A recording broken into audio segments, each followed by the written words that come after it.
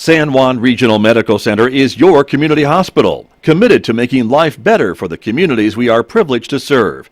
In fact, better is our mission, improving lives through personalized health and care.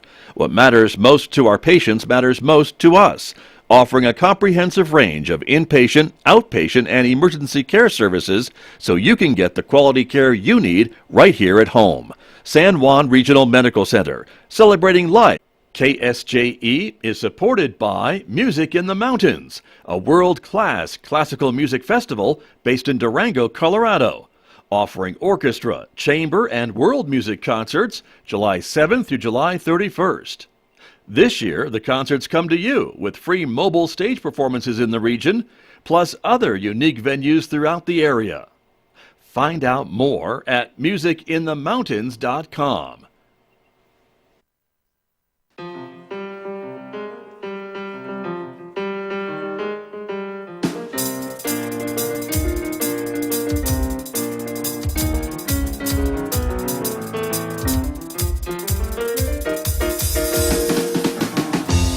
11 minutes past 8 o'clock. It is Thursday morning, the last day of June 2022. Good morning, everyone. I'm Scott Michlin, and thanks for tuning in to KSJE 90.9 FM over the air, of course, here in San Juan County, streaming everywhere else on the planet from our website, KSJE.com. And we also welcome our viewers who are watching this community-supported visual radio station. The video is streaming out live this morning to the KSJE Facebook page, our YouTube channel, and our Twitter account. Welcome aboard, everyone. We're glad that you are with us, because guess who was back on the radio this morning? Yes, none other than Steve Bortstein is my guest this morning. We'll be talking about all things sports. Yes, all things sports coming up in the next few moments right here on KSJE, so please stay tuned for that. Next hour, Mick Hess will be here roving with the arts. It's our classical music program. Mick is playing selections from Mozart this morning, so enjoy that. Just 1 hour from now on KSJE. We also invite you to connect with us on our Instagram page, in addition to Facebook and YouTube and Twitter. And if you're a podcast person, you can subscribe for free to KSJE Podcasts, wherever you listen to podcasts, places like iTunes and Spotify and Pandora and Amazon Music and Google Podcasts. So check us out and subscribe for free wherever you listen to podcasts. Outside our studios here at San Juan College this morning, it is a cloudy morning so far. Temperature 70 degrees at the moment. We are expecting a partly sunny day today, with still a chance of a scattered shower or thunderstorm, maybe some winds picking up this afternoon. 87 for a high today in Farmington, 62 overnight. More chances for rain again Friday, Saturday, and Sunday. Take a look, with highs in the mid to lower 80s and overnight lows in the mid to lower 60s. Let me introduce my guest, who is here with me this morning. You know him from his career on the radio and his career with the newspaper from the Farmington Daily Times. Stephen Bortstein is here this morning. Good morning. Good morning. Thank you for having me. You bet. Thanks for coming in this morning. It's good to have you here. I don't know how familiar your listeners, viewers are with the little figurines on your desk here. They're shown every once in a while. Are they? Yes, I was very intimidated. A holiday gift. I want to make sure that people can see these. A little autograph seeker. A little autograph seeker here. And then there. you've got the person holding the microphone. This is very clear. And you got a couple of camera people over here. Yeah, so and they're all pointing, I just have to admit, I'm a little intimidated by. Yeah. Okay. I'm a little frightened by paparazzi. So I got you. Little intimidating, but otherwise fabulous to be back in a radio studio for a little while. There you go. Yeah, here's a she's right there. There you go. With there the you camera. Go. Perfect. Yeah, see, I like it. Yep. That was in a little box of figurines, and the title was "You're the Star." And here we are. Here we are.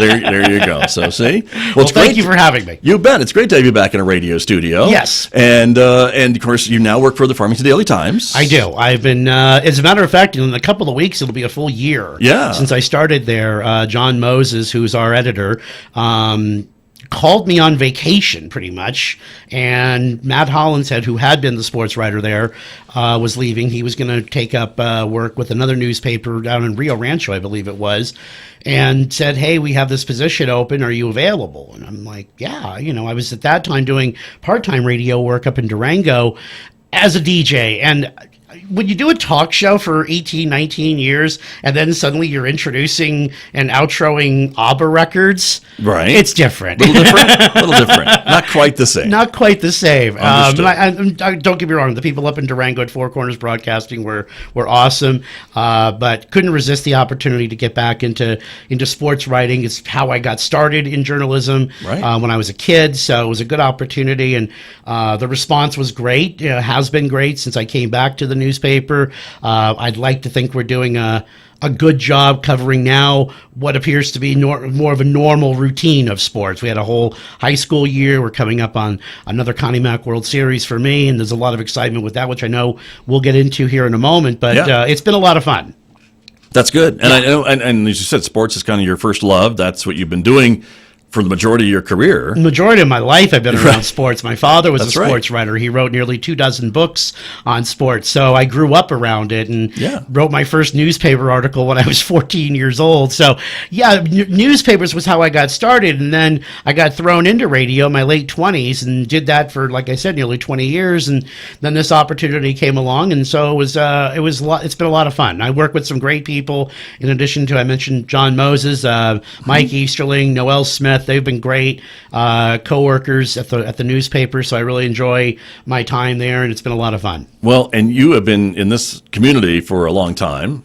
2001 was when I got here. Yeah. And so you are kind of the go-to person, I think, for news about sports. You have a lot of what they call institutional knowledge, which is a way to say it's been around for a long time. I have been around for a long time, and that is good and bad because we can't go anywhere. You know this, I don't know if we can't go anywhere. You can't. Well, you can. Could. Well, I mean, it's different because at different times of the year, especially like from September to December during the football season, if I'm out and about, how about the Cowboys? What about the Steelers? What about the Broncos? Okay, yeah. My fiance gets frustrated by it, but it is great to have that kind of respect, and it is great to have that kind of ease of being able to just call people and say, hey, I need information on this, and boom, they get right back to you. That makes having that longevity here, that makes it a lot easier. Right. Well, and to know kind of where the teams are coming from and where they're headed and how they've done in the past, and and the coaches, maybe as they bounce around, maybe from district to district, a little bit about their histories too, and someone new to the community wouldn't maybe know that unless they did a lot of searching through the archives or something like that. And that was what was difficult in first getting back to the newspaper was, okay, I have to reestablish these communications with these resources covering local sports. The construct of my old radio show was primarily more national, so we had to kind of go back a little bit, and so getting those relationships and getting those contacts came very quickly. They all knew who I was from the radio, so that became very easy. But that was the hardest part right away. Plus, we hadn't had sports for over a year because of the pandemic, so we had to rebuild a photo library, and we had to kind of reestablish communication with certain people in the sports world here, but it came pretty quick. And I think as we get closer to Connie Mack next month and closer to the high school season in August, I think it'll be a lot easier this time around. Yeah, well, I would think so. Yeah. And again, people know you, they're familiar with you, and they know that you do a fair job and a good job of covering their teams. And I think that's an ongoing struggle, right, to get scores called in or calls returned or things like that, right? It is a struggle, and I think a lot of it has to do with the fact that people are getting used to being normal again. 2019, I'm sure everything was easy, but then 2020, 2021 happened. It was more difficult to, have scorers just call in with game stuff. It was difficult to get coaches on the phone. It was difficult to get reliable information on this website or that website. But I think as time wore on through the year, it became easier. And now it's okay. Now we understand Steve's going to call us at 7 o'clock, 8 o'clock in the morning. Just get him the information and he's good. Plus deadlines have changed. The old days of newspapers where you wrote a story at 9 o'clock, 10 o'clock at night, it comes out in the next day's paper. Well, our situation is different. Our situation is a game happens on Friday. It normally doesn't get into the paper until Sunday because we have those early deadlines now. So that's been frustrating for some people because we're old. We're used to the Hey, now, we're used to the wait a minute. I know, but we're used to the morning paper, Yeah, so sure. so you have to Right. you have that little bit of a delay reaction. But there's a digital push too, isn't there? Right. So There is. you don't have to wait till Sunday necessarily to publish your story. You don't. And that's been the nice thing. And that's one of the things I've really learned to embrace has been live blogging during games. So like what we'll do during Connie Mack, one of the things I'm really looking forward to, especially like for some of the late games, is okay, if you can't be at the late game, we'll be in the press box and we'll update the game as it's going on. I'll be typing in like virtually like a play-by-play of what's happening during the game. And then we started doing it last fall during the high school football season. So hoping to continue that process as well and hopefully get better at doing it, and Right. and that'll be one of the fun things. That's one of the things I really enjoy is, the rapid updates of things. And then, like you said, you don't have to wait till Sunday to find out what happened on Friday night. In some instances, you can find out as it's happening. Right. So theoretically, people could be listening to KSJE radio and reading your play-by-play of the game. Absolutely. same I know time. you guys did a great job last summer with the Connie Mack World Series, and I'm looking forward to hearing you guys once again. And I think It's only because I was not involved at all that we did a great job. but you should be. No, you should. No, we have the people that know what they're talking about behind the microphones, and that's how it should be. Oh, it will That's how it should literally take me 1 hour to teach you everything you need to know about baseball. Really? It's the purest game it's the purest game I'm anywhere. sure. Well, yeah, but again, I need to know. But what you I'm guys talking did a about. great job, and So, you guys will continue because to we do had a a great great team, job. and that's true. Yeah, But thank you. And I'm excited about that. And like you said, if you want, the written information, you can have that, on our end while listening Yeah. to the games either online or on the radio. It's going to be great. So I think Right. I think having that kind of coverage plus the announcement that came earlier this year that CBS Sports Network is going to be broadcasting, televising the game, the championship game live. I mean, that's huge for this area to Right. have It's a that big kind deal. of You coverage bet. for this event. That's going to be enormous for this area. Yeah, and a lot of opportunity, I know, and it's great. And this event is something that really does bring a kind of a national eye to the community, and we've seen it before, and you've seen it before because you've been covering this for ever Right. since you've been here, both whether it's for radio or print or, Right. or what have you.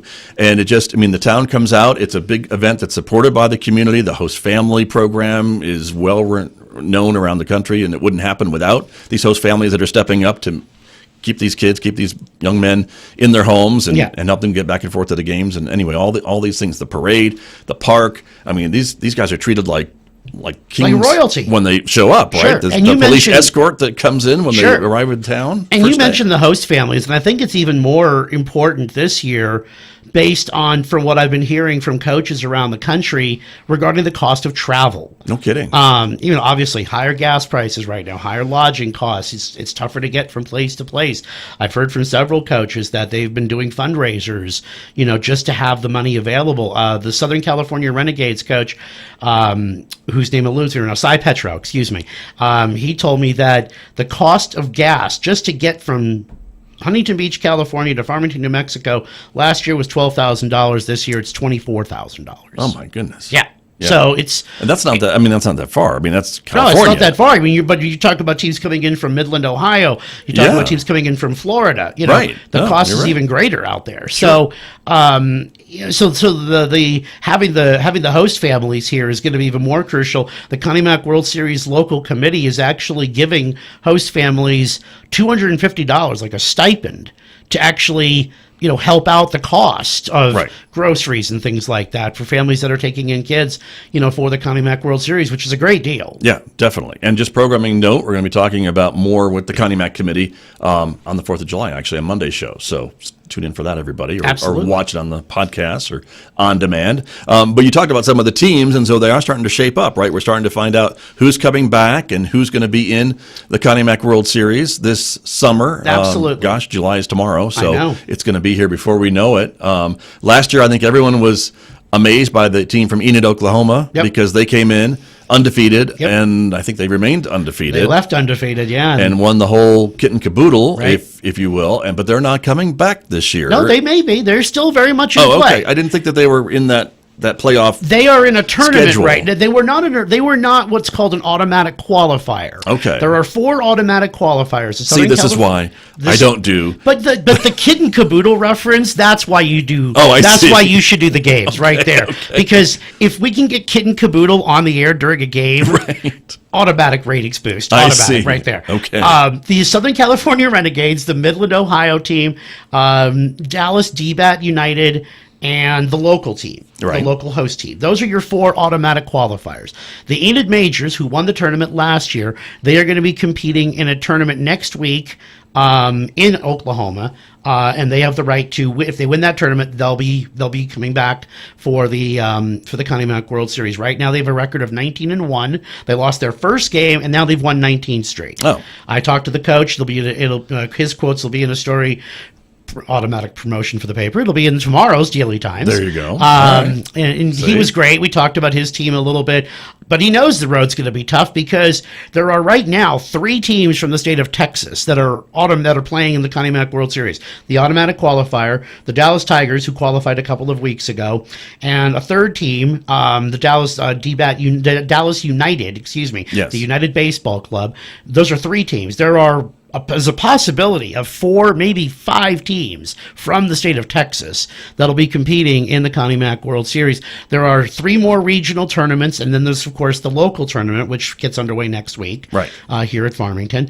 Those 3 tournaments around the country are the South Plains Regional. That's the one that Enid, Oklahoma is involved in. There's another tournament, the Don Mattingly World Series, which takes place in Melissa, Texas. And there's another tournament happening in New Orleans. Those 3 teams will then, the winners of those 3 tournaments then receive bids to the Connie Mack World Series, and then you'll have the host team, and that'll comprise your field of 12. Right now, 8 teams have qualified for the World Series. We have 4 more open spots to fill, and those will be filled by the 10th of next month. Right. Yeah. Gotcha. And of course, a lot of folks are watching for that. A lot of folks may be surprised that Enid didn't get maybe an automatic invitation back, but that's just how the rules are. That's how right? the rules are. And I mean, Midland has a history, obviously. Sure. They've won the World Series, I believe, 16 times, 19 times. They've won it a lot of times. Right. The Southern California Renegades have really been, over the last 10 years, really gotten a lot of attention and a lot of focus. And the Dallas squad, the DBAT squad, they've always brought in, very, very big teams every year. What's impressed me has been the quality of the players that we're seeing on some of these high school / college age teams now. The Florida team that's coming in here brings in, I believe, a dozen Division I college commits, whether it be Florida, whether it be University of Miami, Florida State University. I mean, we're going to see some pretty good quality baseball from the kids who are going to be coming here from around the country. Yeah. No, we always do. Yeah. It seems to me. I mean, when I'm there watching, it's amazing to me some of the plays that you can see in person, which is why the scouts are here. Yeah. I mean, they know it. The scouts are here, and I still think to some regard, and maybe this will change now with the introduction of having it broadcast live on national television. I still think there's some pockets of the country that maybe not as familiar with the Connie Mack World Series. They see the Little League World Series, they see the College World Series, but they don't see the Connie Mack World Series. And I think that will change as we start getting more national television exposure for it. But it's a huge deal. And like you said, we're going to see a lot of scouts here. We're going to see some very talented players. One of the teams that's coming here from California, the Colton Nighthawks, and I don't mean to brag about my shirt, the Dodgers, but one of the players on that team was Justin Turner, who plays for the LA Dodgers, one of the top hitters on the Dodgers, played his Connie Mack World Series here with the Colton Nighthawks back in the day. So, you've seen so many, big name players that have played here. Ken Griffey, obviously, Clayton Kershaw, they've all played here with the Connie Mack World Series. So, you're going to see a lot of tomorrow superstars, here in the coming weeks for the Connie Mack World Series. Right. Which is great. And you can see those, some of the folks, maybe if you were host family for that kid who stayed here and now he's playing in the majors. I mean, that's a We had a great story just a few weeks ago.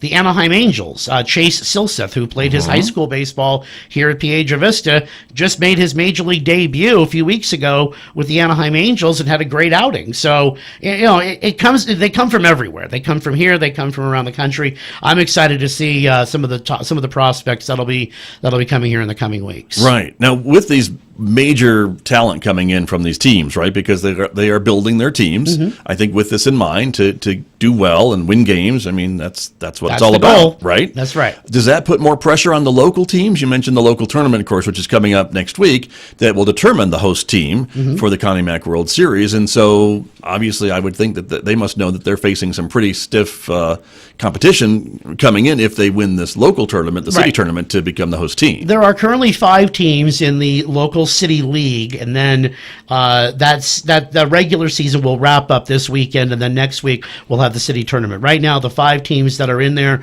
include 2 teams from Shiprock. Then there's the Sting, which is primarily made up of Farmington High School players and some add-ons from around the region. You've got the Panthers, which is primarily a Piedra Vista team, again with a few add-ons, and then you've got the Frackers, and they are primarily made up of Aztec High School players with a few add-ons as well. The Frackers are doing very well. They've only lost 1 game. They lost their first game in the city league schedule, and they've won, I believe, like 10 of the last. They've won their last 10 games. They actually went out of town to play in a tournament in Arizona a couple weeks ago just to see competition from outside this area. They went 2-2 in that tournament, and I think that was important because, to your point, I think you have to see what's out there besides just what's here. The teams that are coming in here are. I don't want to say the local team is overmatched, but they're overmatched as far as the quality of the players that we're seeing and where they're headed as far as Division One. I had a coach from one of the Dallas teams who he didn't have 3 players in a semifinal game a couple weeks ago in a regional tournament because they were off doing workouts with major league teams. They were off at the MLB combines a couple weeks ago, so he didn't have 3 of his players. That's an issue. I mean, and it's an issue because we don't have the same type of players. Now, we do in Albuquerque. There are those kind of players down in Albuquerque where you can find those players. And I've always I've kind of professed to the idea that I think we should combine the Albuquerque team that brings a team usually to the Connie Mack World Series, or has in recent years, and our local players, and have a New Mexico team. Because I think then I think we would find that maybe the New Mexico team would be just as competitive as some of these teams that are coming in, whether it be from New Orleans, whether it's from Oklahoma, whether it's from California. I mean, you see the talent around the state of New Mexico. We've seen it in recent years where we had some good players. Alex Bregman, who's one of the top players in Major League Baseball. I don't like him because he plays for the Astros, but that's okay. All right. I can forgive him. But he's from New Mexico. We've got some very talented players in the state of New Mexico, and I wonder what the feasibility would be of combining the local team with the Albuquerque team and combining it into a New Mexico All-Star team. Right. That I think would represent the state very well in the Connie Mack World Series. But that's a whole other story. But it's fun to get involved in the tournament. It's fun to be involved in the Connie Mack World Series. And like I said, earlier, everyone's been great as far as being accommodating for the coverage that we're providing. And I hope we're keeping everyone involved and keeping everyone informed as we move on and get closer to the series, which will get underway on Thursday, July 21st. Yes, that's true. And of course, we always root for the host team, whoever it is. But I think you're right. That maybe drawing from that larger pool of players makes these other teams maybe a bit more competitive. Absolutely. I mean, and there's nothing wrong with our area, just that we don't have the numbers. It's just a numbers game, right? We don't have the numbers of Dallas-Fort Worth. We don't have the numbers of Huntington Beach, California. I appreciate that with my 5-minute commute. Yes. But we don't have the numbers. And as much as I know that we're all gonna root for the home team, as they say in the song, it'd be nice if the host team had more players representing the state of New Mexico, and I think that would give the host team and the state of New Mexico a greater chance to compete, on a larger level. I don't believe we've ever won the Connie Mack World Series. I think we had a team that reached the semifinals. I think so. Years ago, before I got here. But it would be, and I don't want to take away from the teams that are coming here from around the country either, But I think it would add a greater sense of local pride and state area pride, what have you, if we were able to combine the forces from around the state. We've got great teams in Carlsbad, we got great teams in Albuquerque, great teams in Rio Rancho area, great teams in Artesia. We have great teams here as well. We should, I don't know why we can't combine those forces to put one New Mexico team together to compete against the other teams from around the country. There you go. My guest this morning, Steve Bortstein, is here. He is with the Farmington Daily Times, of course. He spent many years on the radio, hosting his own call-in sports show, and for sports with Steve Bortstein. And we're so thrilled to have him here this morning to talk a little bit about local sports, Connie Mack World Series, of course. But before we run out of time, Steve, I got to ask you about my beloved Buffalo Bills. How are they looking this season? I mean, they've been looking pretty good, despite your Facebook posts. Wow. Picking the other teams. I'm glad you noticed. No, yeah. The AFC is a very interesting conference because they are top heavy with quarterbacks. You've got Justin Herbert with the Chargers. I don't know that. Okay. Yeah, you got. Sorry, that's right. That's right. You've got Justin Herbert. He plays for the Chargers. Thank you. The Chargers used to be in San Diego, now in Los Angeles. Okay. Right. You've got Patrick Mahomes of the Kansas City Chiefs. Know him. Right? Yeah, exactly. You're not a fan. Yeah. And now you add to the same division. Now you add in Russell Wilson, formerly of the Seattle Seahawks. He got picked up in the offseason by the Denver Broncos. Loved him in the Beach Boys. Exactly. Who didn't? Yes. Right? Exactly. Right. We still got to get you to cover baseball. You're just phenomenal. You're like the Vince Scully. You'll just go off on a tangent. No one will know what's going on. That's for sure. But you got Russell Wilson, Patrick Mahomes, Justin Herbert in the same division now. Josh Allen is a great quarterback with the Buffalo Bills. And, they're one of 5 teams with a good quarterback in the AFC, and as talented as he is, he's got to be better than Patrick Mahomes. He's got to be better than Justin Herbert. Defensively, the Bills are very good, and I think the best thing that happened to the Buffalo Bills, you could attest to it, is the demise of the New England Patriots. Well, yeah. Now that they've gone away and they're irrelevant now, it's great for the Buffalo Bills organization. True, very, very true. And but I think they'll have a good. I think they'll be fine this season. And again, I think I'm in that media bubble, right? Because I just get the positive news about my team, and I don't hear about the other ones. Well, whatever they're doing over there, right. And so, but the Jets are terrible. Yeah. The Patriots are mediocre at best right now. The Dolphins always find a way to be the Dolphins. Yeah. So the Bills right now would be the standout team in the AFC East. And they did well with the draft, I think, is what I heard. They did well with the draft. The AFC North is a mess because Cleveland's terrible. They can't get out of their own way. Cincinnati will be tough. You got Joe Burrow, another one of those great quarterbacks who led the Bengals, to the Super Bowl this past season. You got the Steelers who are kind of going the other direction. The Ravens don't know what they're doing. The AFC South is a mess. Houston, Tennessee, they're all a mess right now. So Buffalo has no excuse. Buffalo should be one of the top 5 teams in that conference. What happens from that point on, that's totally up to the Bills.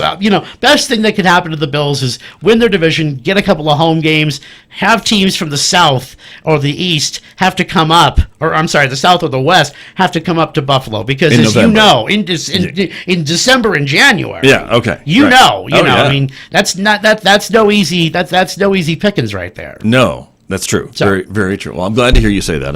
We're excited. And again, just as a long-suffering Buffalo Bills fan, I get it.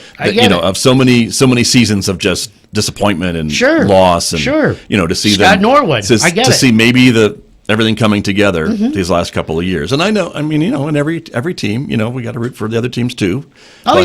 But it's nice to see. Well, you don't have to root for the other teams. You don't have to. No, trust me. Trust me. There are teams that you never root for.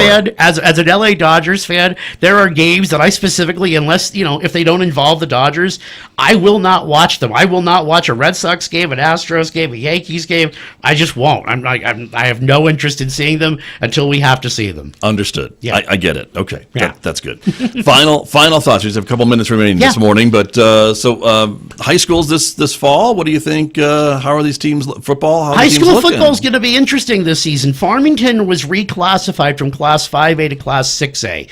That classification change took place because of the number of students enrolled at the school. Farmington was one of the top schools in Class 5A as far as enrollment's concerned, but over the last couple of years, that enrollment trickled up. So now they're in Class 6A. The difference between Class 5A and Class 6A on the football field is enormous. And that's going to be a challenge for Farmington, I think, this upcoming season. I had a chance to chat with their head coach, Jeff Dalton, the other day. They're looking forward to it, but it's going to be a different world going from Class 5A to 6A. Are they now the smallest 6A they school, are the would second you say? smallest Okay. school in Class 5A. Yeah. And, 6A. and even Jeff said, we've been the big dogs in 5A for so long, we can't really complain about it. So, Right. you just play the hand you're dealt. Piedra Vista will remain in Class 5A. They'll be one of the top teams in their classification in their district. Everyone else remains the same. Bloomfield, Kirtland Central, Aztec, Shiprock, they all remain the same. Navajo Prep remains the same in Class 3A. So I think Class 4A is going to be very competitive. You've got two new head coaches at Aztec and Kirtland Central. Travis Clary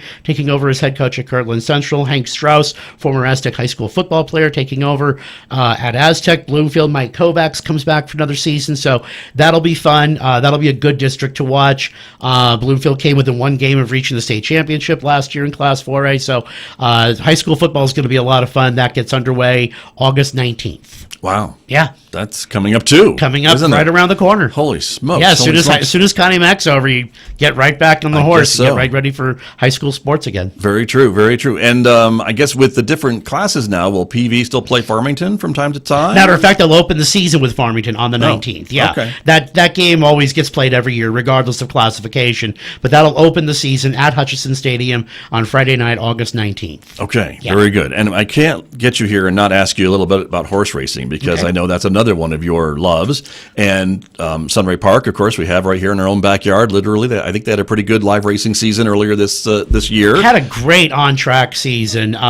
Record number of attendance, record numbers in attendance, record numbers in handle for on-track. So it was a great season for them. It was a lot of fun covering the races out there this past season. Now there's a little gap between northern New Mexico racing. They'll open up next month down at Albuquerque Downs, I believe on July 23rd. I believe is their opening day. Currently racing going on down at Ruidoso, but northern New Mexico, they'll be back at Albuquerque in July, and they'll race through the state fair, which is through the middle of September. Right. Okay. So yeah, but good stuff there. Aztec Speedway, Yeah. they've got another big card coming up. They'll wrap up their racing season in September as well. There's always something going on in this area. No kidding. That's very true. And I think this is a big year for Aztec Speedway. Is it their anniversary year? It is their 70th anniversary, That's what I so it's thought. been great for them. They've had some great turnouts, some great crowds these last couple of events. So congratulations to them on that, and looking forward to some more big racing out there through the end of summer. Very good. Yeah, Steve, thanks so much for coming in this morning. My pleasure. Really, really appreciate it. It's great catching up with you. anytime, my friend. All right. Well, I won't lose your number. Thank you. Okay. That's Steve Bortstein from the Farmington Daily Times. You can read about all of his work and subscribe at the Farmington Daily Times. Thank you for coming in, and thank you for joining us, everybody. I'll have more in just a moment. This is KSJE.